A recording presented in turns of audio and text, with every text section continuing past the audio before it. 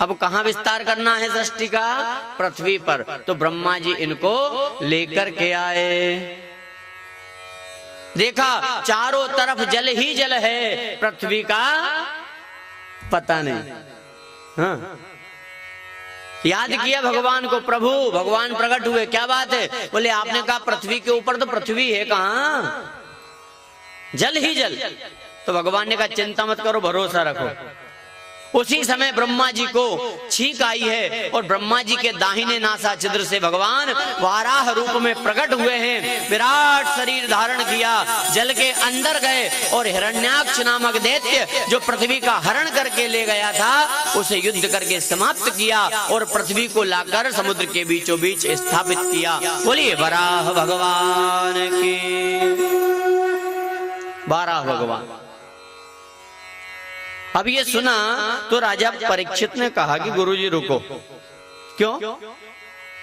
अरे अभी सृष्टि बनी नहीं और ये राक्षस कहां से आ गए?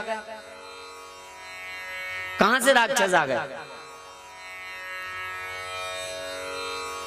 तो सुखदेव जी ने कहा राजन संशय नहीं करना, ये भगवान की लीला है, कथा है, भरोसा करो। और ये राक्षस कोई साधारण राक्षस नहीं है, ये दो भाई हैं, हिरण्याक्ष और हिरण्यकश्यप, और ये साधारण नहीं है। फिर अरे ये तो भगवान के द्वारपाल हैं, जय और विजय। हाँ, भगवान के खास। सुखदेव जी ने इतिहास बताया। ए तो पार्षदो मह्यम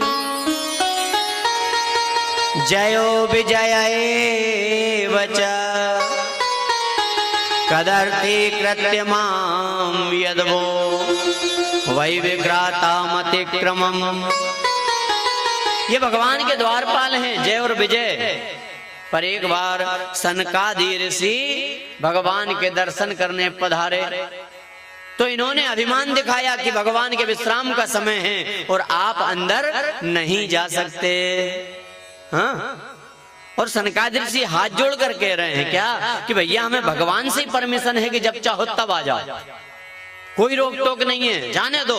पर इन्हें हैं हम भगवान के खास। हाँ, अरे यदि हमारे संबंध किसी नेता से हो, अधिकारी से हो ना, तो जमीन पे हमारे पांव नहीं पड़े। हाँ, खास तो ये भगवान के खास अभिमान है। रोक दिया सनकादि ऋषियों को। सनकादि ऋषियों को क्रोध आ गया और श्राप दे दिया उन्होंने। क्या? कि भगवान के काम में, धर्म के काम में, भगवान के दर्शन में तुम विघ्न पैदा करते हो, ये राक्षस के काम है, जाओ राक्षस बन जाओ। श्राप दे दिया। हाँ, और जब श्राप मिला तो कांप गए। भगवान को पता लगा, भगवान दौड़ करके आए, प्रणाम किया सनकादि ऋषियों को और पूछा क्या बात है? बोले प्रभु ये आपके दर्शन में विघ्न पैदा करते हैं, इन्हें श्राप दे दिया गया है। भगवान भी चक्कर में पड़ गए। क्या? बोले आपने जो श्राप दिया ना बड़ा भारी है, ये सहन नहीं कर पाएंगे। हाँ, इसे हल्का कर दो। हल्का कैसे कर दो? बोले 7 जन्म कैसे सहन करेंगे? तो सनकादि ऋषियों ने कहा यदि ये आपसे प्रेम करेंगे और प्रेम करके भक्ति करेंगे तो 7 जन्म में इनका कल्याण होगा। यदि इन्होंने बेर किया, दुश्मनी की, बेर भक्ति की, तो 3 जन्म में मुक्त हो जाएंगे। हाँ, इसलिए 3 जन्म में मुक्त हुए, भगवान से बेर किया, दुश्मनी। सतयुग में हिरण्याक्ष हिरण्यकश्यप, त्रेता युग में रावण कुंभकर्ण और द्वापर युग में शिशुपाल और दंतवक्त्र। 3 जन्म में एक भूल कटी है। हाँ, अभिमान दिखाया था। तो इतिहास सुनाया श्री सुखदेव जी महाराज ने राजा परीक्षित को कि संशय नहीं करना, विश्वास करना, ये भगवान की कथाएं हैं। पृथ्वी को लाकर समुद्र के बीचों बीच स्थापित किया है। सृष्टि का विस्तार हुआ। जब ये कन्याएं बड़ी हुई हैं तो आकुति नाम की जो कन्या है, उस कन्या का विवाह रुचि प्रजापति से हुआ। प्रसूति नाम की कन्या का विवाह दक्ष प्रजापति से हुआ है और माता देवहूति का विवाह कर्दम ऋषि। और कर्दम ऋषि कौन है?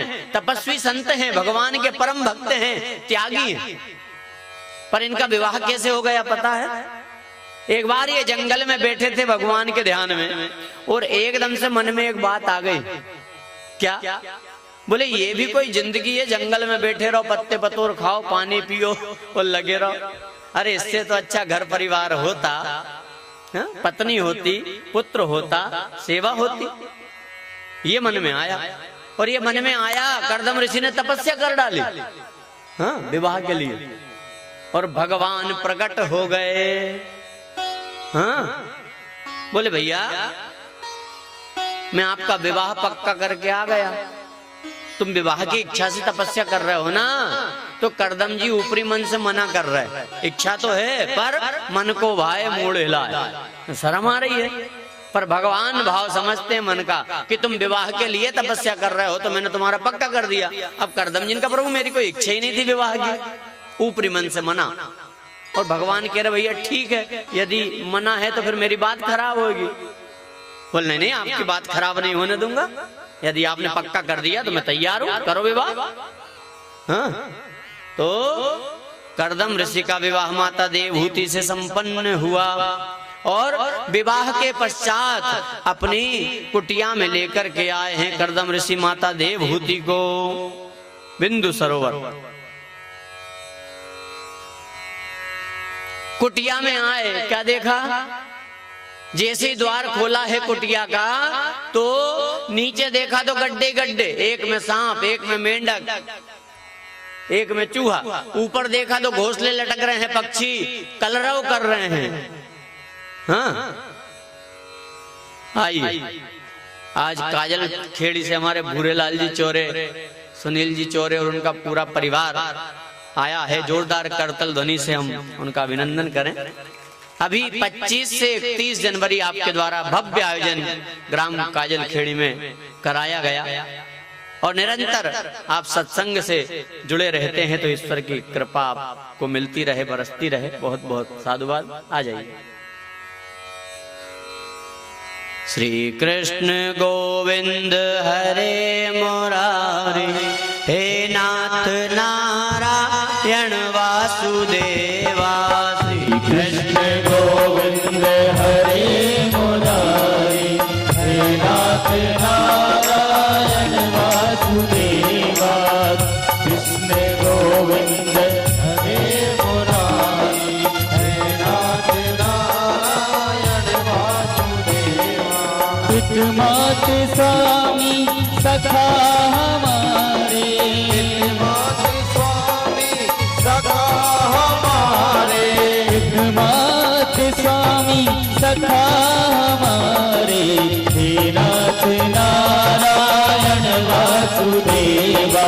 श्री कृष्ण गोविंद हरे मुरारी, हे नाथ नारायण वासुदेवा। तुम तो जगत के दाता स्वामी, और जग भिखारी हे वासुदेवा। तुम तो जगत के दाता स्वामी, और जग भिखारी हे वासुदेवा। वत्सल भगवान की। देवहूति जी को लेकर आए हैं कर्दम ऋषि अपनी कुटिया। क्या देखा? कुटिया के द्वार खोले, नीचे सांप, मेंढक, चूहा नीचे, ऊपर तो घोंसले लटक रहे हैं नाना प्रकार के पक्षी। अब देवहूति जी ने पूछा कि स्वामी जी ये तो बताओ आपकी जगह कहाँ है?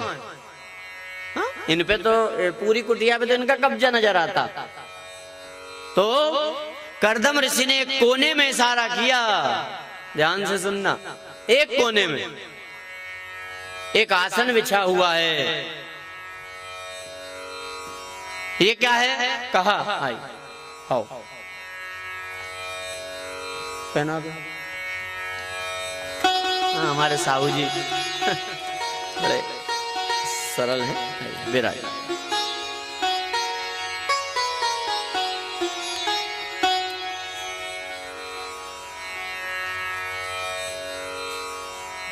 कथा ही भूल गए, अब क्या करें? तो कर्दम ऋषि कहते हैं कि देवी वो जो आसन बिछा हुआ है मुझे इतनी जगह लगती है, मुझे अपने इष्ट को याद करने में, ज्यादा से मुझे क्या करना। हा? और ये कथाएं सीख देती हैं क्या, बहुत पसारा मत करे कर थोड़े की आस, बहुत पसारा जिन किया वे भी गए निराश। क्या ले गए? ये कथाएं समझाती हैं, सीख देती हैं कि जितनी जल्दी हाय हाय से बाहर निकलोगे, भगवान से जुड़ोगे, उतनी जल्दी पार हो जाओगे, कल्याण हो जाएगा। और यदि उलझे रहे तो वही 84 का चक्कर, फिर जन्म लेना और मरना। क्या हाथ लगा? रात दिन हाय हाय हाय हाय हाय हर, अरे पलटू यह तन पाएकर मूरख भजे न राम। इस शरीर को पाकर जो भगवान का भजन नहीं करता सबसे बड़ा मूर्ख है। हाँ, रात दिन, अरे कितना जोड़ सकते हैं बताओ, और क्या साथ जाएगा? हाँ? दुनिया में खूब कमाए तूने हीरे और मोती, पर याद रख प्यारे कफन में जेब नहीं होती। देख लो सिकंदर के हौसले तो आली थे, जब गया जहान से तो दोनों हाथ खाली थे। ले गया छाती पर रख के। हाँ? रात दिन लगे हो, रात दिन, और कितना जोड़ सकते साहब? वो तो ऐसे लगे तैयारी में जैसे मरना ही नहीं हो। हाँ, कही रही है, अरे रात दिन पच रहे, पता लग रहा है जोड़ के निपटे, और निपट गए तो पीछे वाले मजे मारेंगे। हाँ, तो छोड़ के गए अब उड़ाओ।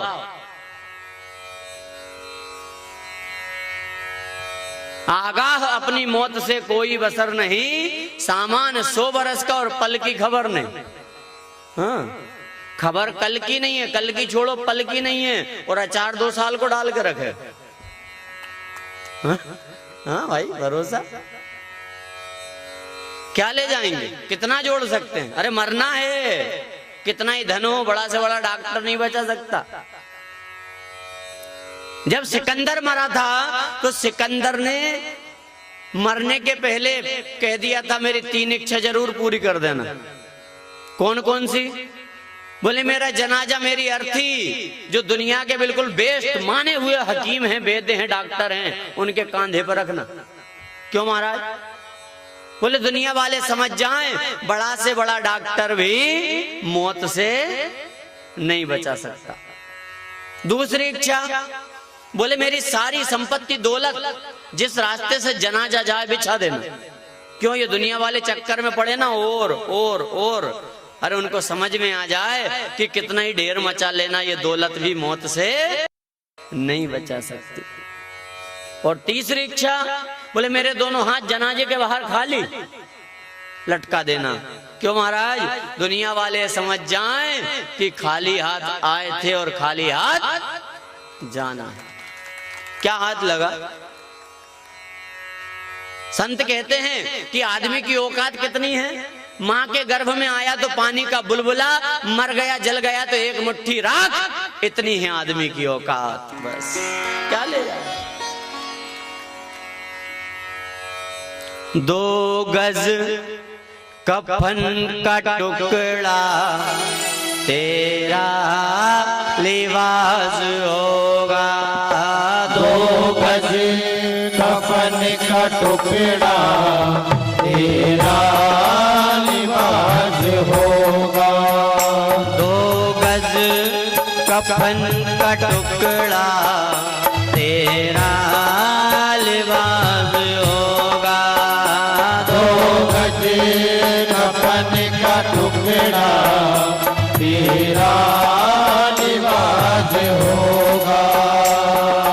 जाएगा जब यहाँ से कुछ भी न पास होगा। जाएगा जब यहाँ से कुछ भी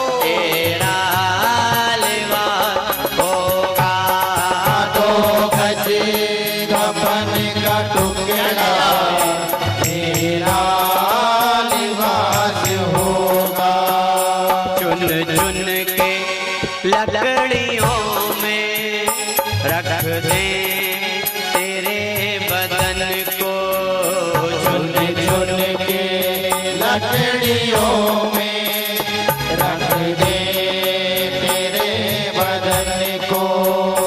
आकर के झट उठा ले मेहतर तेरे कफन को। आकर वो भी छिल गया। झट उठा ले मेहतर तेरे कफन को। दे देगा आग तुझको बेटा जो खास होगा। 2 गज कफन का टुकड़ा तेरा लिबास होगा। 2 गज कफन का टुकड़ा तेरा लिबास होगा। 2 गज कफन का टुकड़ा तेरा लिबास होगा।